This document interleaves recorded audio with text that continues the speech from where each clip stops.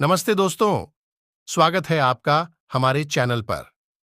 आज हम बात करेंगे एक बेहतरीन किताब की जिसका नाम है द आर्ट ऑफ पीपल, जो डेव करपेन ने लिखी है। इस किताब में बताया गया है कि कैसे हम अपने लोगों के साथ संबंध सुधार सकते हैं और सफल हो सकते हैं। चलिए जानते हैं इसके के बारे में। चैप्टर 1, दूसरों को समझें और सुनें।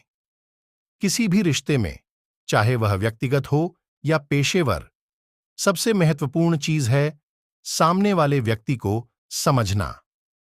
डेव करपेन बताते हैं कि जब हम दूसरों के विचारों और भावनाओं को समझने की कोशिश करते हैं तो हमारा रिश्ता मजबूत होता है।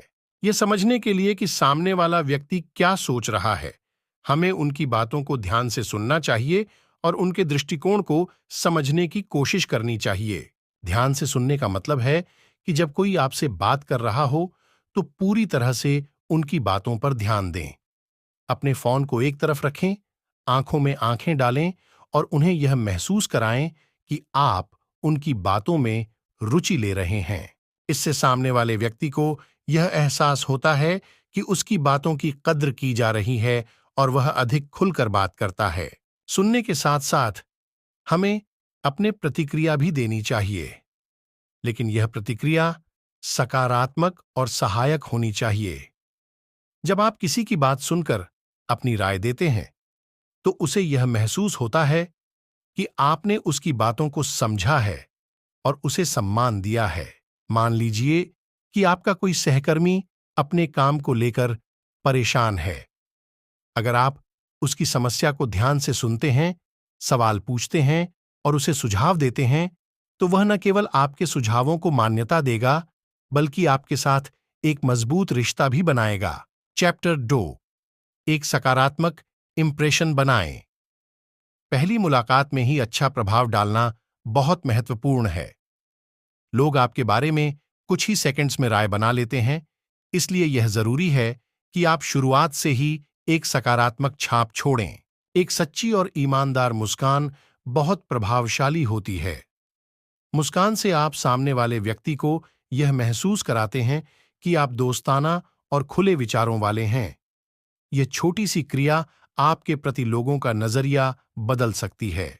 आपकी बॉडी लैंग्वेज भी बहुत कुछ कहती है।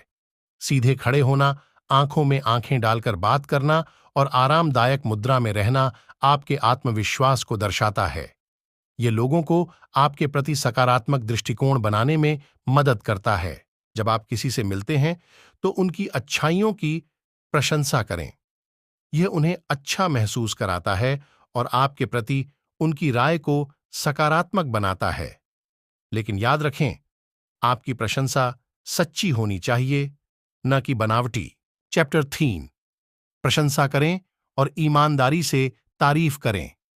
तारीफ करना एक बहुत शक्तिशाली तरीका है जिससे आप किसी के साथ अपने संबंधों को मजबूत कर सकते हैं। जब आप किसी की तारीफ करते हैं तो वह व्यक्ति आपके प्रति सकारात्मक भावनाएं महसूस करता है और आपके साथ बेहतर संबंध बनाना चाहता है। तारीफ हमेशा सच्ची होनी चाहिए। बनावटी या झूठी तारीफ करने से आपका प्रभाव उल्टा हो सकता है। लोग जल्दी ही पहचान लेते हैं कि आपकी तारीफ ईमानदार है या नहीं। इसलिए जब भी आप किसी की तारीफ करें तो उसे दिल से करें। सामान्य तारीफ की बजाय विशिष्ट तारीफ करना अधिक प्रभावी होता है।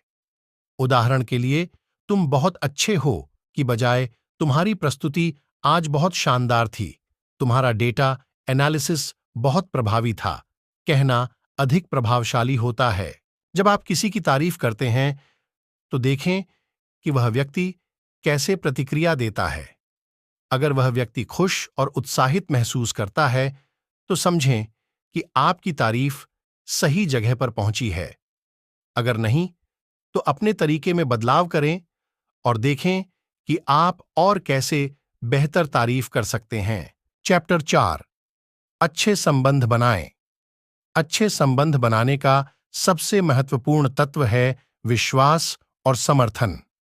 जब हम दूसरों पर भरोसा करते हैं और उन्हें समर्थन प्रदान करते हैं तो हमारे बीच संबंध मजबूत होते हैं।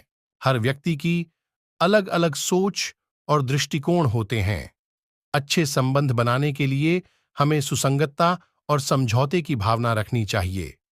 दूसरों की दृष्टि को समझना और उसे महसूस करना बहुत महत्वपूर्ण है। अच्छे संबंध बनाने का एक और तरीका है सहयोग और टीम वर्क। जब हम एक साथ काम करते हैं और दूसरों की मदद करते हैं, तो हमारे संबंध में गहराई आती है और हमारी विशेषताएं और योग्यताएं समायोजित होती हैं। संवाद और सम्मान भी अच्छे संबंध बनाने में महत्वपूर्ण होते हैं।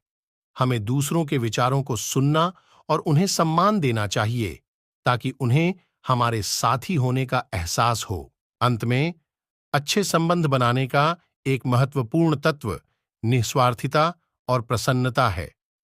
हमें अपने संबंधों में निस्वार्थी भावना रखनी चाहिए और दूसरों के लिए सदैव प्रसन्न रहना चाहिए।